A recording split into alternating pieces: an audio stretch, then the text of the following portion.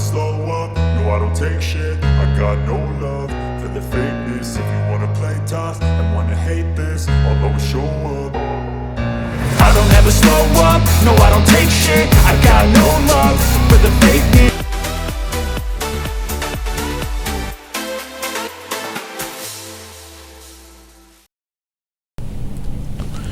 নমস্কার, স্বাগত সবাইকে। আসলে অনুষ্ঠানটা দেখেই মানুষের প্রথম মনে হয় যে সৌভাগ্যটা কি। আমাদের তো আশার কোনো শেষ নেই, মানুষের প্রত্যাশার কোনো শেষ নেই। তাহলে সৌভাগ্যের ল্যান্ডমার্কটা কি, ডেস্টিনেশন কি, কোন জায়গায় গেলে আমি বুঝবো যে সৌভাগ্য? কারণ প্রোগ্রামে আমরা বার্তা দিই সৌভাগ্যের দিশারি। আসলে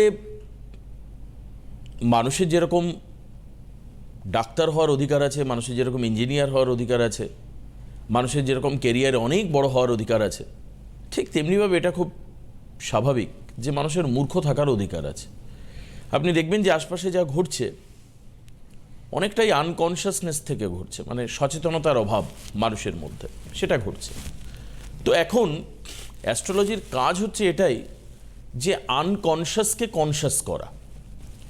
এই যে আমরা অনেকে জানি না যে আমাদের পাশে যে পরিমাণ সম্পদ আছে তাকে আমরা কাজে লাগাতে পারি না, আমরা জানি না আমাদের মধ্যে যে ক্যাপাবিলিটি আছে সেটাকে আমরা বুঝি না। তো শ্রীদেবের মতো মানুষেরা এটাই চেষ্টা করে এসছেন বোঝানোর।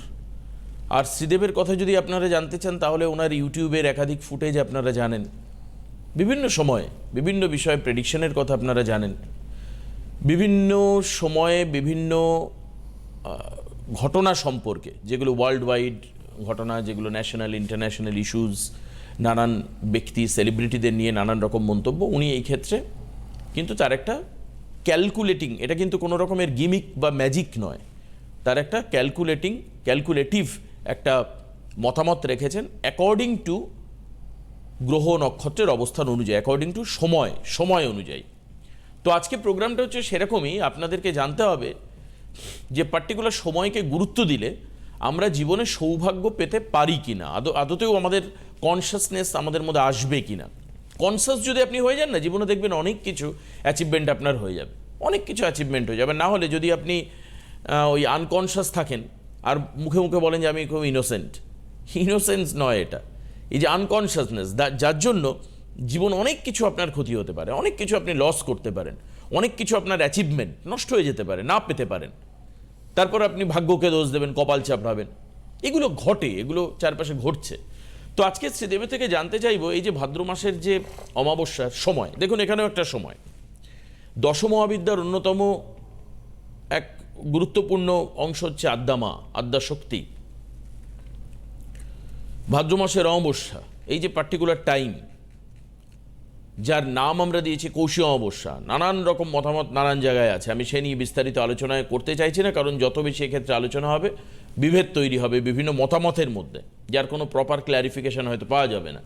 কিন্তু এই সময়টাকে মাথায় রেখে লক্ষ লক্ষ মানুষ তারাপীঠে যান, লক্ষ সংখ্যাটা আমি আবারও খুব কনসিয়াসলি উচ্চারণ করছি, লক্ষ লক্ষ মানুষ তারাপীঠ চত্বরে ভিড় করেন। তার কারণটা কি মাহাত্ম্য রয়েছে? আমি ইনসিডেন্টাল ফ্যাক্ট নিয়ে আলোচনা করবো। এই যে এত মানুষ যাচ্ছেন, তারা কেন যাচ্ছেন? আবেগে যাচ্ছেন নাকি এই যে কৌশিক অমাবস্যা সামনে যেটা 2 তারিখে 16th ভাদ্র, মানে 16ই ভাদ্র, 2nd of সেপ্টেম্বর, 2রা সেপ্টেম্বর, এই সময় আমরা কি এমন পেয়েছি আগে, পুরনো দিনের কথা আমি বলি, যার থেকে মানুষের মধ্যে বিশ্বাস তৈরি হয়েছে, যা থেকে মানুষের মধ্যে ভরসা তৈরি হয়েছে, যা থেকে মানুষের মধ্যে কৌশিক অমাবস্যাকে মানার তাগিদ এসছে, একটা আর্জ এসছে। কেন? এটাই জানবো শ্রীদেবের থেকে। আজকে আদি শ্রীদেব আমাদের সঙ্গে উপস্থিত রয়েছেন ওনার বিশেষ অনুষ্ঠান সৌভাগ্যের দিশারিতে। আপনাকেও স্বাগত, শ্রীদেবকেও স্বাগত। একদম, সবাইকে নমস্কার। প্রথমে বলি আজকে দুটো আলোচনা স্টার্টিং হলো, একটা হচ্ছে সৌভাগ্য আর একখানা হচ্ছে অমাবস্যা, কৌশিকী অমাবস্যা। তো সৌভাগ্য নিয়ে যদি কথা বলতে হয় তাহলে আমার মনে হয় খুব কাছাকাছি একটা ভালো এক্সাম্পল আছে, যেটা হচ্ছে আমাদের 2023-এর ওয়ার্ল্ড কাপ। তো তাতে 1 মাস আগের আমার প্রেডিকশন ছিল যে ভারতের কোথাও না কোথাও কাপ পাওয়াটা একটু টাফ আছে, বা যদি পায় অবশ্যই আমি খুশি হব, কিন্তু আমার মনে হয় যে কোথাও না কোথাও একটু সমস্যা আছে। কিসের জন্য? না, রোহিত শর্মার জন্মছকের উপর ভিত্তি করে এই কথাটা বলেছিলাম। বৃহস্পতি রাহু, এই জাতীয়, রাইট, একদম ঠিক, বৃহস্পতি রাহু। তো সৌভাগ্যটা কি? সৌভাগ্য হচ্ছে ভারতীয় দলে একটা তরুণ খেলোয়াড় আসে, সে নর্মাল খেলোয়াড় এরকম প্রচুর এসছে, প্রচুর গেছে, কিন্তু তার মধ্যে সে দাঁড়িয়েছে এবং আজকে ডেটে সে ভারতের ডেটের অধিনায়ক। অবশ্যই সৌভাগ্য, এর থেকে ভালো ভাগ্য হতে পারে না, কারণ 10 জন না, মানে 140 কোটি দেশের মধ্যে একজন ভারতীয় দলের ক্যাপ্টেন, তো সেটা অবশ্যই কি বলবো কৃতিত্বের দাবি রাখে, এর থেকে সৌভাগ্য কিছু হতে পারে না। কিন্তু ওনার লেভেলে আমি যদি ভাবি যে আমি আজকে ডেটে রোহিত শর্মা, তাহলে আমার লেভেলের অ্যাচিভমেন্টটা কোথায় হওয়া উচিত? ভারতীয় ক্যাপ্টেন হয়েই থেমে থাকাটা উচিত না? আমার কথার মানেগুলোকে অ্যাটলিস্ট বোঝার চেষ্টা করলে আমার মনে হয় যে প্রোগ্রামটা ভালো লাগবে। তো আমার আজকের ডেটে যদি আমি পেয়ে গেছি, তো সব কিছু পেয়ে গেছি, অ্যাচিভ করা হয়ে গেছে, আমি ভারতীয় ক্রিকেট দলের ক্যাপ্টেন, সেখান থেকে আমার যদি নেক্সট টাইম কিছু পেতে হয় তাহলে অবশ্যই সেটা মানে চোখ থাকবে সেই মাছের চোখের মতো ওয়ার্ল্ড কাপের দিকে। তো অবশ্যই T20 আরেকখানা নতুন কি বলবো অপশান আছে আমাদের কাছে, তাতে অবশ্যই ভারত পেয়েছে। কিন্তু মেন যেটা 50 ওভারে এত বছর ধরে এত মানুষ দেখে আসছেন, একটা বিশাল আশা রাখে, দেশ দেশান্তরে প্রতিটা মানুষের আবেগ যার সাথে জড়িত, সেই জায়গাটা নিয়ে যখন আমি কথা বলেছিলাম তখন আমার মনে হয়েছিল যে এটা হচ্ছে চরম সৌভাগ্যের জায়গা, যে সুখটা প্রাপ্তি হওয়া বা ভাগ্যে লেখাটা বড় একটা ব্যাপার। সেক্ষেত্রে যদি বৃহস্পতি আমাকে সেই লেভেলে পাওয়ার না দেয়, সেই লেভেলের ক্ষমতা না দেয়, আমি পারবো না। আর যদি আমি পারি তাহলে পরে অবশ্যই আমাকে সেই জায়গায় বৃহস্পতিকে ভালো থাকতে হবে। আমি কোন জায়গা থেকে বলেছিলাম? আমি বলেছিলাম যে বৃহস্পতি রাহু একসাথে হয়ে গেলে পরে না লাইফের চরম সুখ যেগুলো বলি, মানে মেজরিটি যে জায়গাগুলোতে, সেইগুলো হয়তো মুখের সামনে এসেও কানের পাশ দিয়ে বেরিয়ে যাওয়া, বা আমার দিকে একটা খাবার আসছে, কেউ আমার নাম ধরে ডাকলো, সেটা আমার কানের পাশ দিয়ে বেরিয়ে যাওয়া, সেটা আমার না হওয়া, এটা হচ্ছে বড় দুঃখ।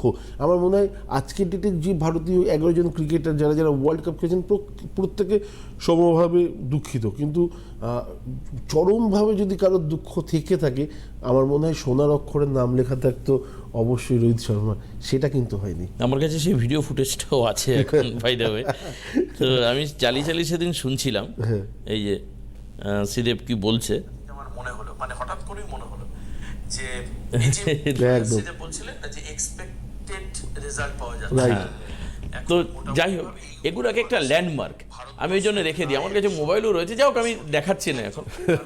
প্রায় 80 কোটি লোক মোটামুটি বোঝেন।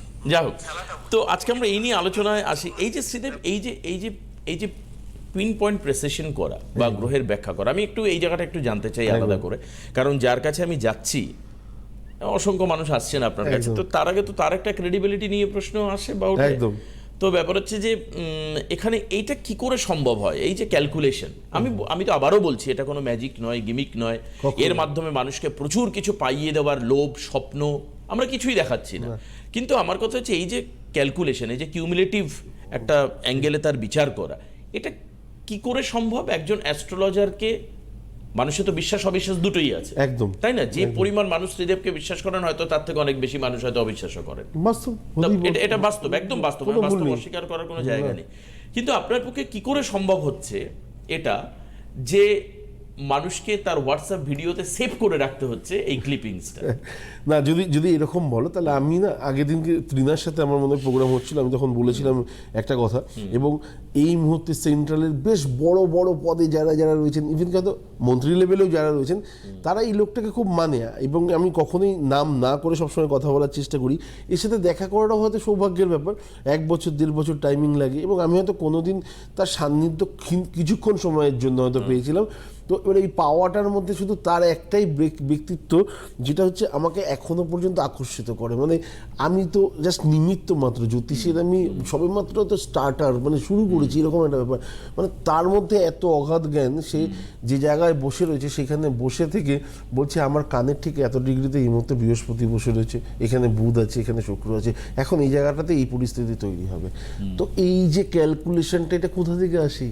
তো এই যে সাংঘাতিক ব্যাপারগুলো, তো এটা কি এক্সপেক্টেড? তাহলে মানে কোন মানুষের জন্য এর কোনো এক্সপ্লেনেশন নেই সেই অর্থে? সিরিয়াসলি আমার মনে হয় যে কি বলবো, এর কোনো এক্সপ্লেন করাটা খুব, ডিসক্রাইব করা খুব কঠিন।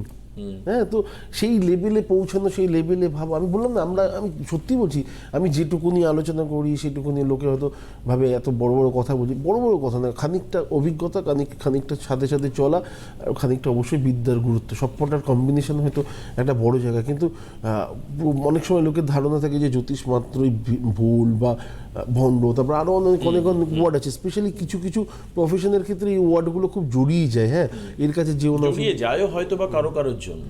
হ্যাঁ মেবি, আমি তাই বলি যে এটাও অস্বীকার করার কিছু নেই। আমি আমার যদি কোনো কারণে শরীর খারাপ হয়, আমি যদি যে ডাক্তারবাবুর কাছে গেলাম, ওনার কাছে গেলে গ্যারান্টি আমার শরীরটা খারাপ ঠিক হয়ে যাবে এর কোনো মানে নেই। হয়তো অন্য কারোর কাছে গেলাম, দুজনের চিকিৎসা পদ্ধতিটা আলাদা।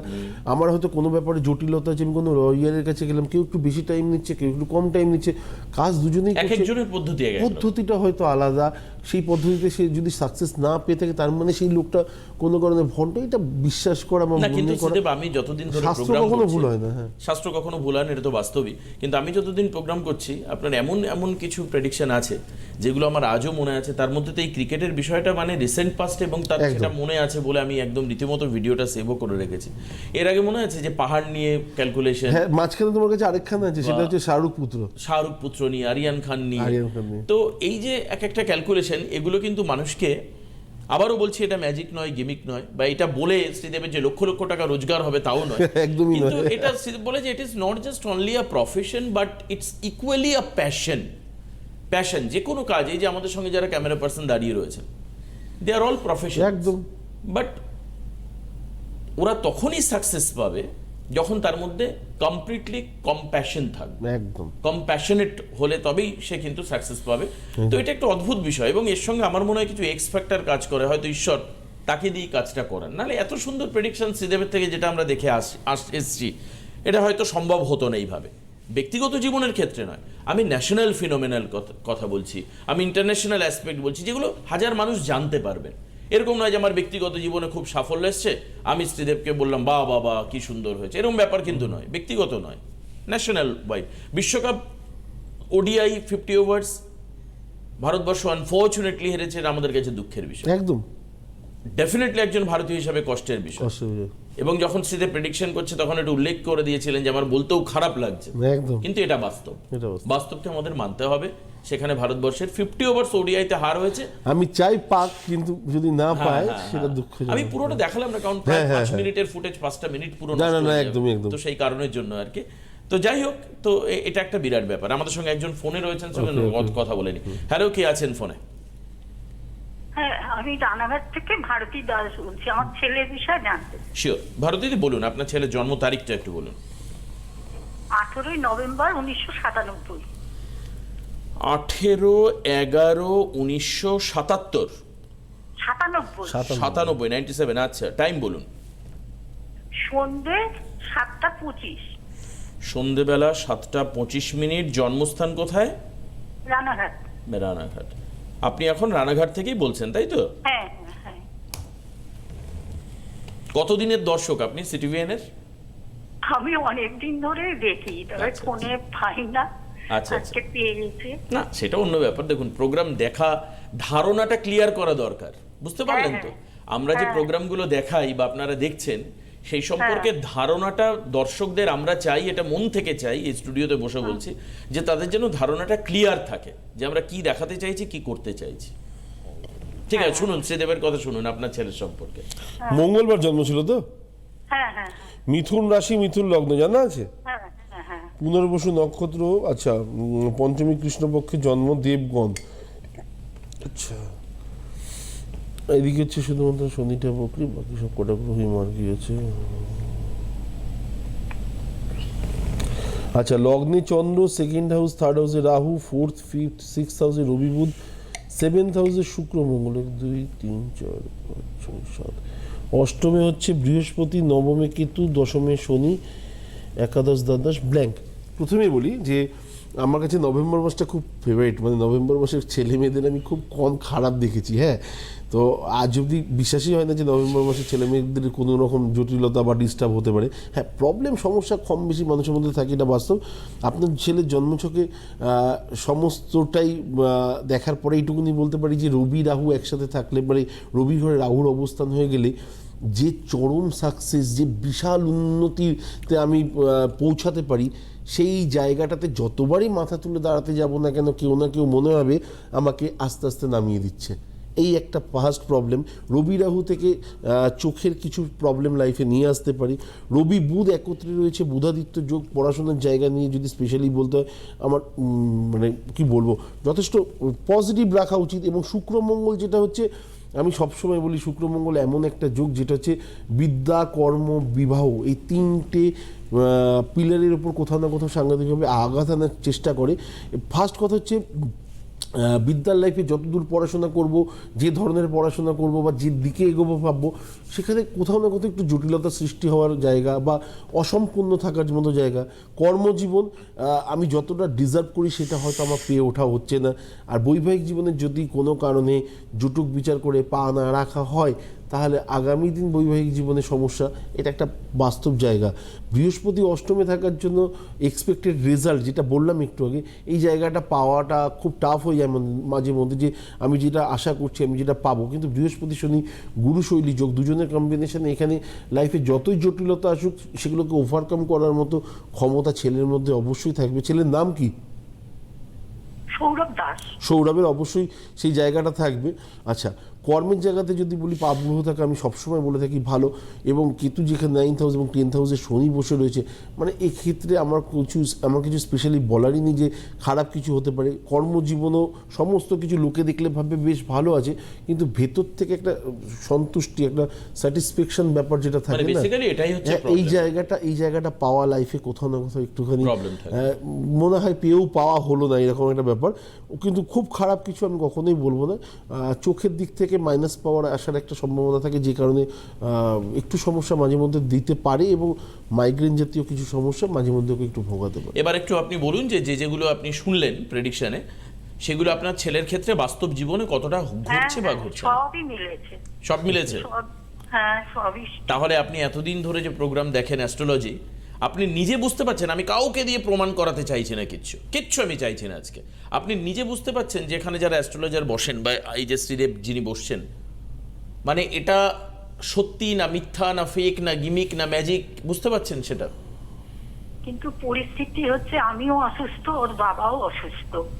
হ্যাঁ, এই জন্যই আমি তো কোথাও যেতে পারি না, ওই জন্যই দেখানো হচ্ছে না, এই হচ্ছে সমস্যা। না, অনলাইন সার্ভিস আছে আজকের ডেটে, মোটামুটি কম বেশি সব অ্যাস্ট্রোলজাররাই অনলাইন সার্ভিস রাখেন। আপনি যদি চান তাদের সাথে যোগাযোগ করতে পারেন অনলাইনে, কোনো অসুবিধা নেই। আপনি অনলাইনে শ্রীদেবের সঙ্গে যোগাযোগ করতে পারেন।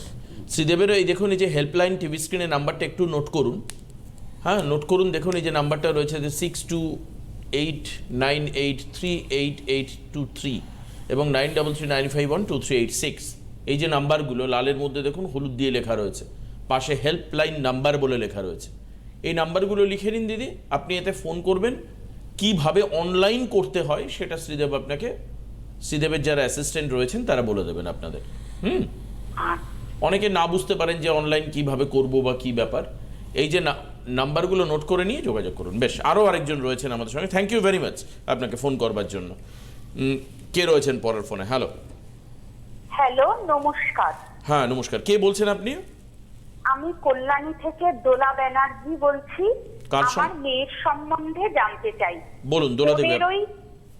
15ই মে 2002। 15ই মে, দাঁড়ান এক মিনিট, 2002। হ্যাঁ, সকাল 6টা 43। সকাল 6টা 43 মিনিট। জন্মস্থান কোথায়? কল্যাণীতেই। জন্মস্থান কল্যাণী। মেয়ের নাম বলুন। মালঞ্চ ঘোষ। মালঞ্চ ঘোষ। ঠিক আছে, এবার শুনুন কি বলছেন শ্রীদেব। ঠিক আছে, বুধবার ছিল তো? হ্যাঁ হ্যাঁ, বুধবার। মিথুন রাশি, বৃষ লগ্ন, জানা আছে? হ্যাঁ, শুধু এইটা আমি জানি যে মিথুন রাশি, বৃষ লগ্ন। ওকে, তৃতীয়া শুক্লপক্ষে জন্ম, মৃগশিরা নক্ষত্র, দেবগণ। Very good. আচ্ছা, জন্ম ছক অনুযায়ী রাহু চেতঙ্গী। Very good. আচ্ছা, লগ্নে রবি, বুধ, শুক্র, মঙ্গল, শনি, রাহু, মানে 6টা গ্রহ একসাথে লগ্নে গিয়ে বসে গেছে। হ্যাঁ, মিরাকেল। আচ্ছা, সেকেন্ড হাউসে বৃহস্পতি, চন্দ্র, থার্ডে কিছু নেই, 4th হাউসে কিছু নেই, 5th হাউসে কিছু নেই, 6th হাউসে কেতু, 7 কিছু নেই, অষ্টম কিছু নেই, নবম কিছু নেই, দশম কিছু নেই, দ্বাদশ কিছু নেই। আচ্ছা 2 3 4। আচ্ছা প্রথমে বলি, একটা মানে লগ্নের মধ্যে একের অধিক যদি গ্রহ অবস্থান করে তাহলে সেক্ষেত্রে জাতক বা জাতিকার জীবনে অপারেশন হওয়ার মতো যোগ বাড়িয়ে দেয়, মানে একাধিকবার হওয়ার যোগ থাকে। একের অধিক, দুবারও হতে পারে, 3বারও হতে পারে, এটা ইন্ডিকেট করে লাইফে। এটা গেল একটা পার্ট। দ্বিতীয় হচ্ছে রবি বুধ শুক্র, রবি বুধ একত্রে বুধাদিত্য যোগ লগ্নে রয়েছে, অবশ্যই খুব ভালো, কোনো ভুল নেই। শুক্র মঙ্গল লাইফে আমি বলি জটিলতা, মেয়ের সন্তুষ্টির জায়গাটা অন্য জায়গায় থাকলে যতটা বেশি প্রবলেম পেত, লগ্নে আছে বলে তুলনামূলক কম পাবে। আর শনি এবং রাহু লাইফে ডাইভার্ট করার প্রবণতাটা বাড়িয়ে দেয়। দিক নির্ণয় যেটা আমরা বলি, অনেক সময় ঘরের কথা শোনাটাও মনে হয় যে ডিস্টার্ব হয়ে যাওয়া, নিজের হট্টকারিতা, মাথা গরম করার প্রবণতা, এগুলো কোথাও না কোথাও একটু বৃদ্ধি পায়। লগ্নে মঙ্গল থাকলে মাঙ্গলিক দোষও আমরা ক্যালকুলেশন করি। এবং কি বলবো, বুধ রাহু যদি থাকে তাহলে সেক্ষেত্রে, এবং শনি যুক্ত হয়, আগের দিন আমি বলেছিলাম স্নায়ুজনিত কিছু সমস্যার মাঝে মধ্যে সম্মুখীন হতে হয়। তার মধ্যে রাগটা তো অবশ্যই একটা পার্ট, এছাড়া স্নায়ুজনিত যত রকম সমস্যা আছে তার মধ্যে হয়তো একটা পার্ট ওর লাইফে আপনি নজর দিতে পারেন। হয়তো পেইন, শরীরে ব্যথার পরিমাণ বেশি, স্পাইনাল ডিজিজ, এই জিনিসগুলো মাঝে মধ্যে আসার একটা প্রবণতা থাকে। এখন একদম অল্প বয়স, সবেমাত্র 22 বছর বয়স, আগামী দিন যেগুলো সম্বন্ধে হয়তো আলোচনা হতে পারে। সেকেন্ড হচ্ছে বৃহস্পতি চন্দ্র লাইফে জীবযোগ, আমরা বলি গজকেশরী যোগ। গজকেশরী যোগ থাকলে সেই ব্যক্তি বা সেই জাতক বা জাতিকার মধ্যে ভালো কিছু থাকবে না, ভালো কিছু হবে না, জীবনে উন্নতি হবে না, এটা কখনো হতে পারে না।